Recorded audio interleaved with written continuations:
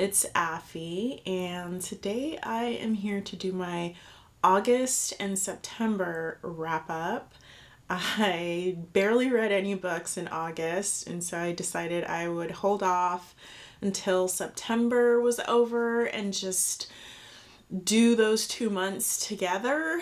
As a total, I read 5 books between August and September, so I still didn't read that many books in September either, but it is what it is. 5 books is usually about how much I read per month, so it is what it is. I have 5 books that I read to go over with you. 4 of them historical romances, and 1 is a fantasy romance. I finally read a fantasy romance. So yeah.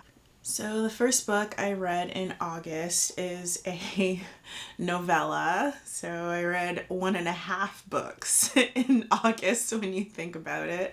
But this is by Scarlett Scott. This is the second book in the Duke's Most Wanted series. This is Forever Her Marquess.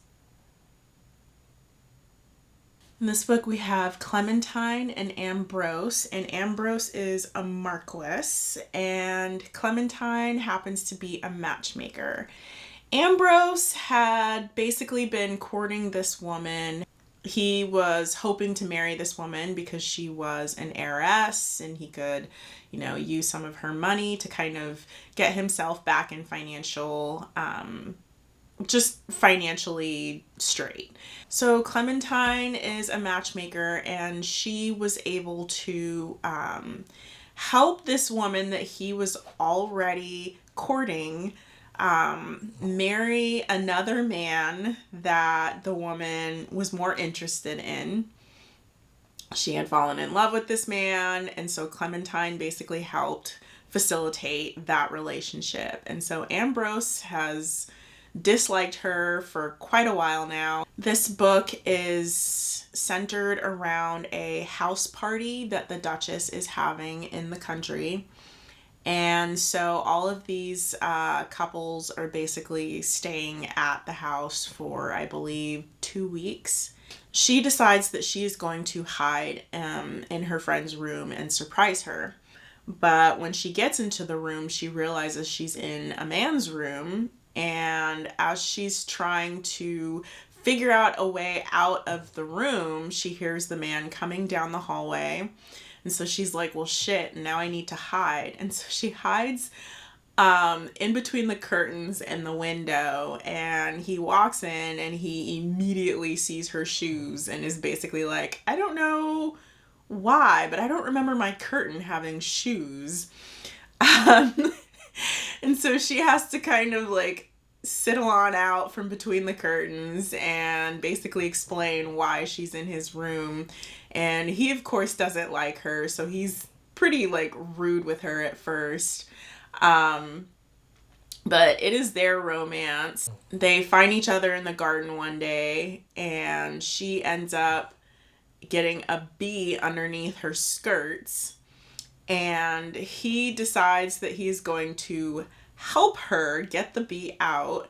And so he basically is lifting her skirts, trying to help her get this bee out. And they're in the middle of a garden where anybody can see.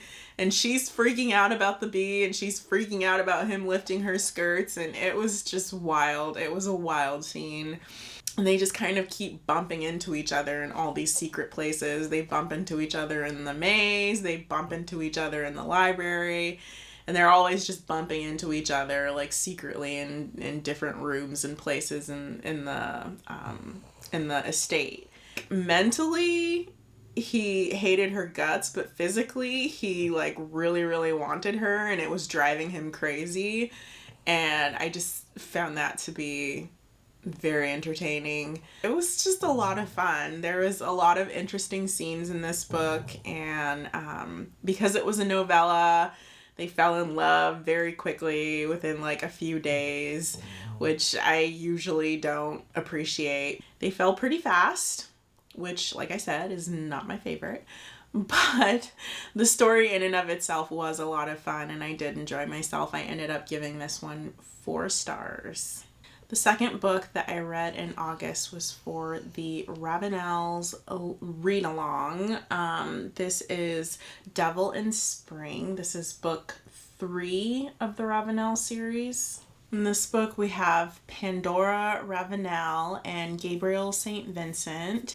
This book is one of my favorites of all time. This is a 6-star read for me. Basically, we have 2 young people who have a very awkward meet cute. She is caught in a very embarrassing situation, and he finds her and decides that he's going to step in and try to help her with her situation. And they get caught. They are alone. Basically, because they are alone, the people that catch them make a big deal about it, and they are told that they are going to need to get married. And Pandora is a very independent young woman. She is very intelligent. She loves to create board games. She likes to come up with her own words, and she's very inventive and creative. And she's hoping to become her own businesswoman someday. And so when she's told that she needs to marry this man, she basically loses her shit and is like, I will do no such thing. No one can make me do this. I don't care what anybody says. And Gabriel has to basically put his foot down and be like, okay, I'm going to do whatever it takes to get this girl to want to marry me. And it is their romance, and I love this book with all my heart. This is such a great book. I just love this book so much. So 6 stars all around the board. I love this one. The first book I read in September is a fantasy romance, and this is a very well-known fantasy romance. This is also a Harry Potter fan fiction, so you've probably heard of it. This is by Senlin Yu. This is Manacled.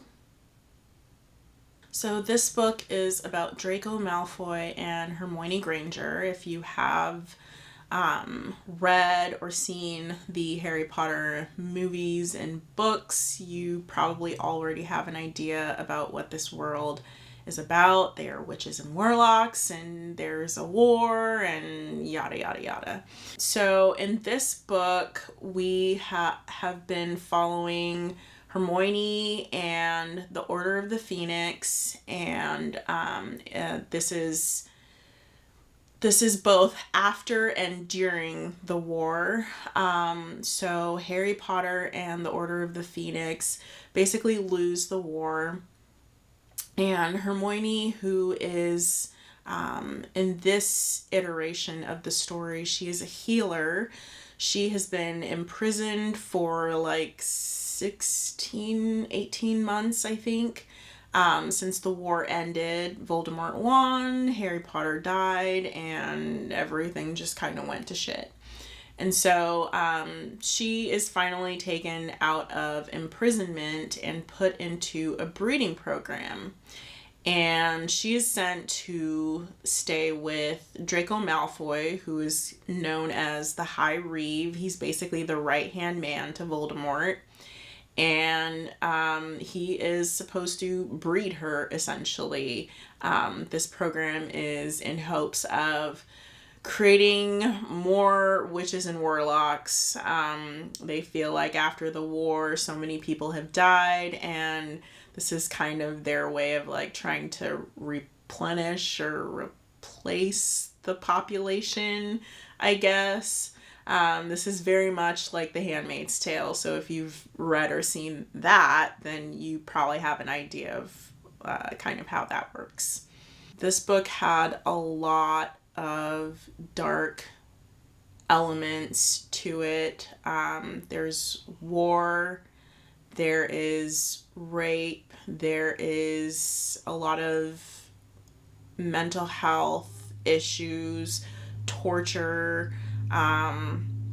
It's it's a lot. It's a lot. If you are not into dark romance, definitely do not pick this book up. But saying all of that, this was probably one of the best books I've ever read in my entire life. It left me bereft. Like, I finished it, and my immediate feeling was, I don't know that I could ever read this book again. But a day or two later, I was like, I want to read this book again. So it took me a day or two, but once it had settled in, I was like, that was so good that I want to experience again, despite all of the feelings that it puts you through. Like, it's just, yeah, it's a lot. It's a lot that happens, and it is a lot of dark themes, but it's done so well. It's about 1,200 pages, so it is an extremely long book, very, very much a slow romance, and they are very much enemies. This is a war. They are on opposite sides of the war. This is told very much in a slice of life kind of way, where there are kind of, this day, this is what happens. The next day, this is what happens. A week later, that's what happens. I think that's part of why the book is so long. It's kind of a day-by-day, play-by-play sort of situation. But I enjoyed it, and I would read this again, despite my original apprehension. After my first read, I would definitely read this again. Not a historical romance, but this definitely left an imprint on me, and this book will forever live rent-free in my mind. The second book that I read in September is by Anne Gracie. This is part of the Meridew Sisters series. This is The Perfect Waltz. This is the second book in the series. I had accidentally read the third book and had to jump back to read the second book. But in this story, we have Hope, who is one of the twin sisters, and Sebastian. Hope is a very sweet, exuberant, just like bubbly young woman. Everybody loves her. All the men want to be with her, and Sebastian is at a ball one day, and he is seeking out a particular woman. He has two younger sisters who have recently come back into his life, and they need some type of woman to help kind of guide them. They've been through a lot, and they don't trust him. They don't really trust anyone. And he feels like, he needs a woman in their life to kind of help them get back on track. He has chosen a young spinster named Eleanor, and he basically decides that he is going to woo Eleanor, court her as quickly as possible, and marry her as quickly as possible so that he can have a wife and somebody to help with his sisters. But then he's at a ball one day, and he sees Hope, and he basically falls madly in love with her. She's, like I said, a very bubbly personality. She's that enigmatic, creature. Just her smile is like, he can see from across the room how wonderful of a personality she has, and he's just drawn by her. He basically spends a lot of the book trying to talk himself out of being with Hope, because he feels like Eleanor will be a better option for his sisters. She works at a home for girls who are orphans, and he's like, oh, she'll know everything she has all the information and all the experience working with young girls. I have to put my focus on her. But he and Hope keep bumping into one another. At some point, Hope and his sisters meet, and they have this wonderful relationship between her and her sisters. and his sisters start to open up. And this book was so freaking good. This book made me cry twice. I did not expect, especially after reading Manacled, I didn't think I would find anything that would make me feel. I didn't think that I would find like a 5-star read as quickly as I did. And this book was definitely a 5-star read. Like, it gave me all the feels. And a lot of it was the relationship between Sebastian and his young sisters. But a lot of it was also just the relationship between him and Hope, and the way she kind of helps him to open up, not only to his sisters, but to her. He's a very tortured soul. He holds a lot of guilt towards the things that happened to his sisters. He needs a lot of support around, like, forgiving himself, and Hope is very much like the right woman for him. Like, she's able to kind of see past all of the stuff that he is blaming himself for. And yeah, this one was just, it was so good. It was so good. There's some funny moments, there's some, like I said, very like tearful moments, and I love their romance. Their romance is just so beautiful, and he really does try to, what he thinks is doing the right thing by courting Eleanor instead, but he just can't stay away from Hope. And this is just a really, really well done story. It's called The Perfect Waltz because they have their first dance, and he's like so focused on dancing well with her because he's so nervous that he's like very jerkily like dancing, like he's just very stiff, and she's like, she can tell that he's like interested in her and that he's trying to like, you know, do a good job during the waltz, but she's just kind of like, okay, like it's not the perfect waltz, but there's just something about this man that I find so interesting. He didn't know what to say to her, so he's just like bumbling. He's a bumbling idiot, and he can't dance well, and she's like, it's the perfect waltz anyway. But yeah, this one was really, really good. I'm kind of sad that I skipped over it, but I think this was the right book to read when I did, because I needed something to grip my attention the way Manacled had, and this did. So yeah, I really, really love this one. The last book that I read in September is by Lorraine Heath. This is the second book in the Chessmen series. This is The Notorious Lord Knightley. In this book, we have Regina and Arthur, who is the Earl of Knightley. So he is called Knight by his friends. And so Arthur and Regina 5 years ago were supposed to be married, and on the day of their wedding he shows up and he breaks up with her and basically tells her, I can't marry you, like this was all a hoax, I was just messing around with you. And she for 5 years has basically held this huge grudge against him. And so when a book comes out about a man named Lord Kay, and it's a little bit of a salacious book. It's about this woman's rendezvous and liaisons with a man named Lord Kay.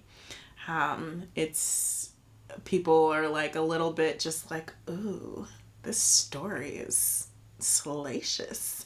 And so people are trying to figure out like who Lord K is, who the author of the book is, and everybody thinks that it is Knight, that Arthur is the Lord K that they're talking about. And he knows it's about him, and he knows that it's Regina writing the story. And so he approaches her one night and is basically like, are you the writer of the book? Like, I'm pretty sure you're the writer. Like, just tell me, are you the one who wrote this book? And is it about me? And she's basically like, I have no idea what you're talking about.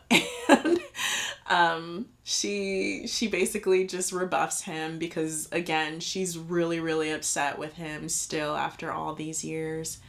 And it's their romance. Her father was an earl who cheated on his wife with Regina's mother, and so she is an illegitimate daughter of an earl, which people have never taken her seriously because of this. And so when he was supposed to marry her, people were kind of looking at him a little bit sideways, like, why would you marry an illegitimate woman? Like, don't you know that looks bad to society? And so when he broke it off with her, people were like, good job, man. Good job. Good for you. And I was like, that is so messed up. People are awful. But he had to do it for some pretty messed up reasons, and he has basically blamed himself and been upset with himself for years now, that he couldn't have found a different way, because he does still love her so much. This one was also really, really good. I read all amazing books in September. It was such a good reading month for me. So this was another 5-star read for me. I enjoyed this one thoroughly. I heard that the third book in this series is also very good, so I'm really looking forward to that one as well. So those are all the books I read between August and September. Thank you so much for watching all the way through if you've made it this far into the video.